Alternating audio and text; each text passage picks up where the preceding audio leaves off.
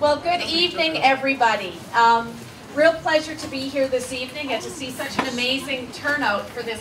I want to call it a meeting, but it seems like more of a party with all that great food and all this enthusiasm. It's wonderful.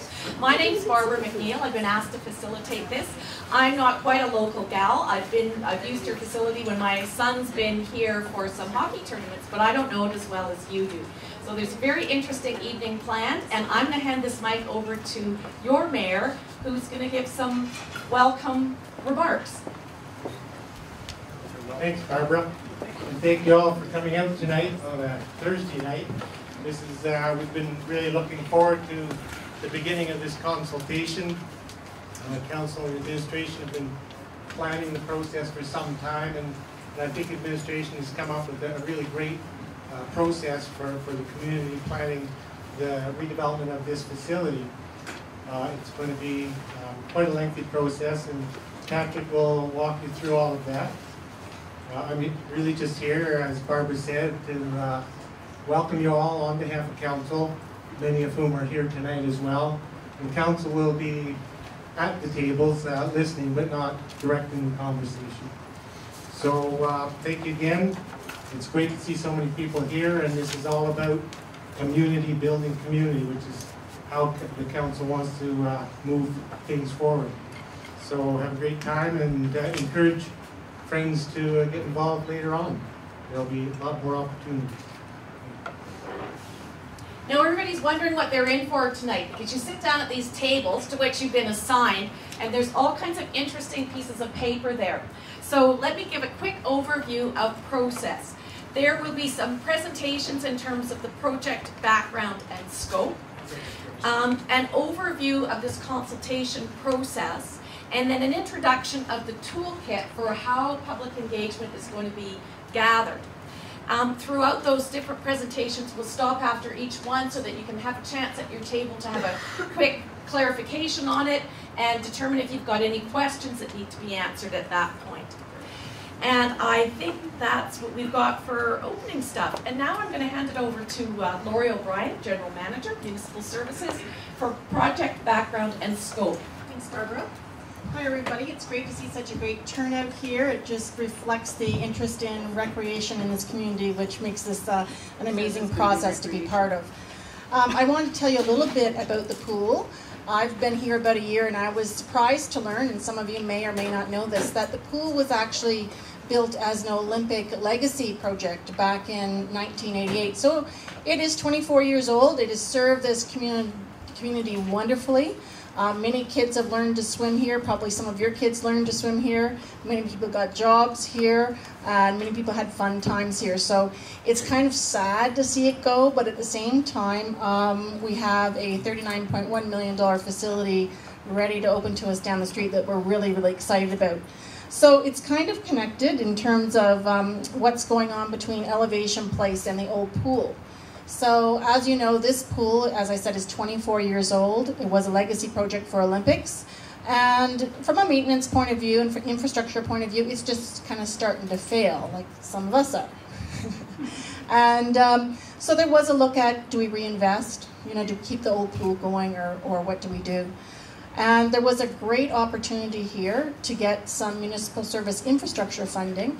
And so the town was very smart to look at that and was able to get about $31 million to help fund Elevation Place. So the decision was, looking at the aging infrastructure here and the cost of replacing what was here, that it made more sense to build a new pool, an improved pool.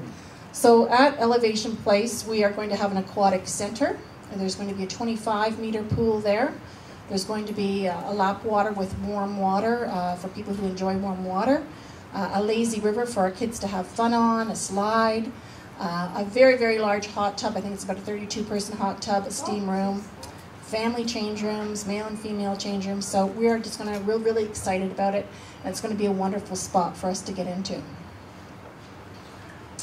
So the purpose of this project is really we want to hear your ideas about how can we repurpose this space here before you. What are your ideas? What is your vision in terms of how you see it being used?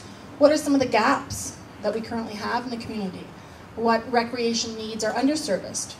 What do we have going into the future, not just today, but 20 years, 25 years down the road? What are some of the trends that we need to start addressing?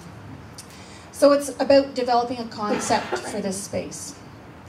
And it's about using community-generated ideas to build this space and to look at what some of the gaps are in the community and to look at what some of the costs might be in terms of building what you would like to see. So we want to ensure that the new space is flexible and that it's able to accommodate future development and trends. And the other part that we need to think about is this is phase one, the repurposing of this space. But there's also thought that down the future, maybe 10, maybe 20, who knows how many years down, we may have a phase two in the field next door. And anything we do here has got to make sense for what we might possibly do in a future phase two next door. So next door, as you know, is the sports field. There's been all kinds of ideas thrown around there, from a sprung structure that might accommodate a variety of uses. So keep that in the back of your mind as you're kind of thinking about phase one, phase two, and it's more of a concern from a mechanical, heating, air conditioning point of view that when we pour money into this space and we start looking at the mechanical needs, that we take into consideration having a mechanical and air conditioning system that can be built onto to accommodate possibly something next door.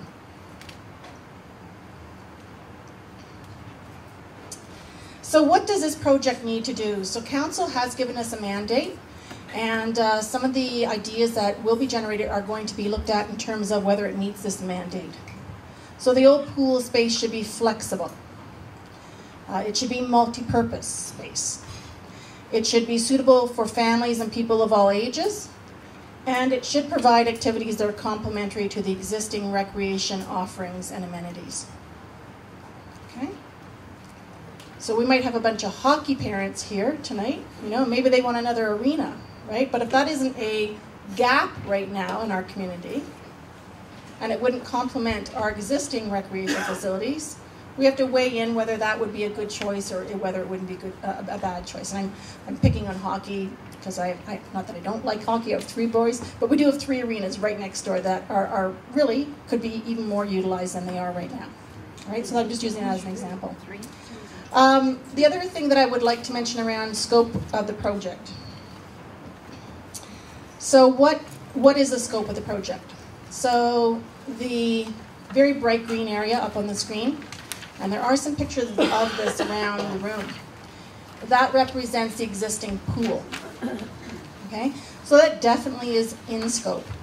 The other light green pieces are areas that might be in scope, and those include things like the mechanical room, the lifeguard change room, the lifeguard offices, possibly this space here, and the offices here.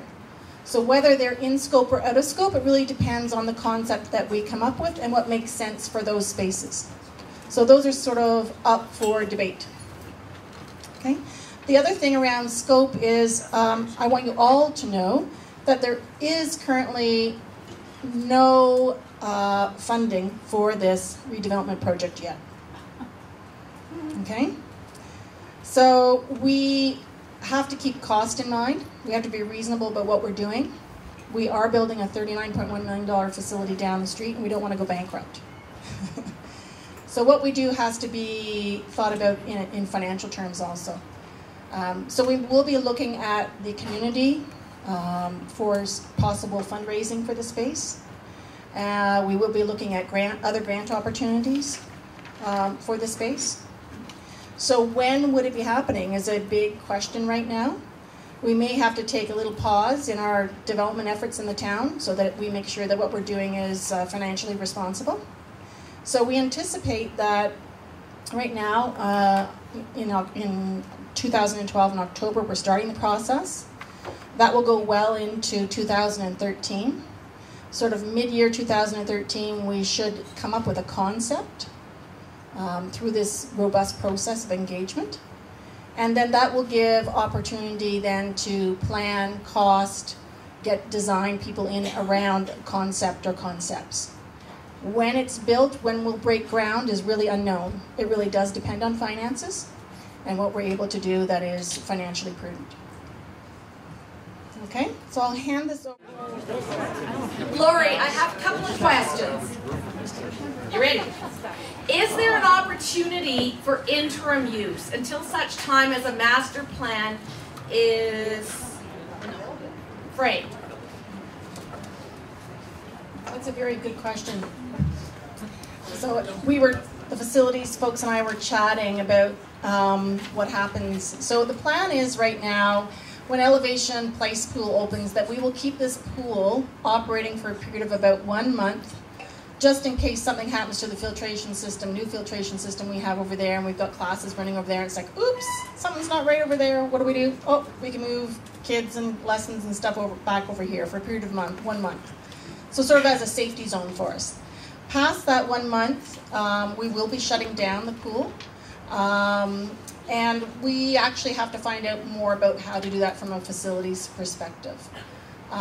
Because once you empty a pool, the hydraulics, and I'm looking at my engineers in the room, Lisa, the pool floor can actually start to raise up. So I was talking to Stephen Hannes, our manager of facilities, saying what we really need to look at is whether we leave a small depth of water into the pool and put some logs in, whether we can put boards over the top, safety. Those are kinds of things that we actually don't have clarity on right now. But if there was any way of using it in some sort of way that could be safe, then certainly we're heating the space, yes.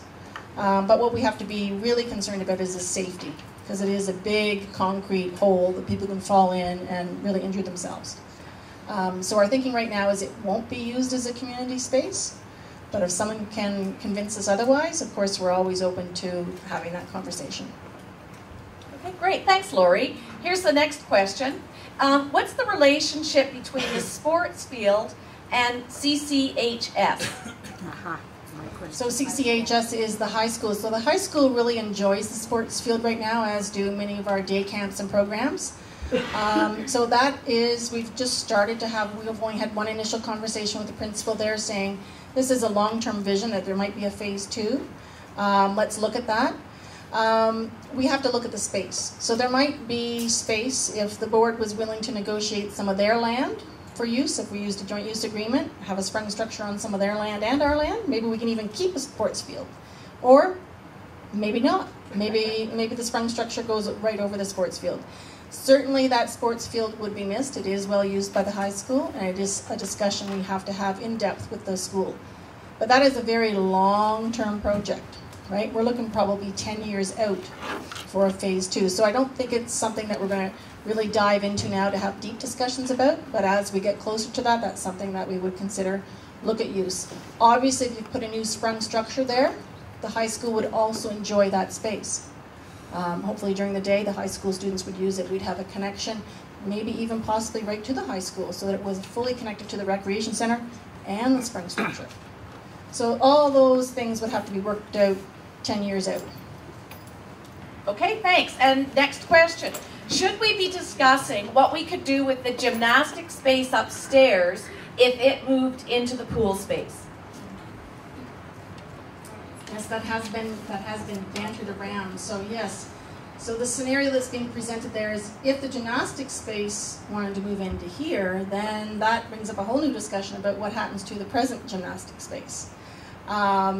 So if it's looking like that throughout this process, that's a possibility, then that would require more discussion about what would be the use of the present gym. And last question that I've got here, are proposals to be limited to those that are community, i.e. the taxpayer funder, or can the private sector get involved in development of facilities that may produce revenue? Private-public partnerships are increasingly common, and certainly municipal governments are looking for funding opportunities, creative funding opportunities. So yes, we would absolutely be open to a private-public partnership. There would obviously have to be benefits to the community as well as benefits to the person providing that kind of a sponsorship sort of opportunity, but absolutely we would be open to that. We have to realize that local governments, aren't getting the kind of funding they are from higher levels of government. and we want to keep taxes down, and so we need to get creative and more business-like in some of our approaches. Okay, great. Thanks very much.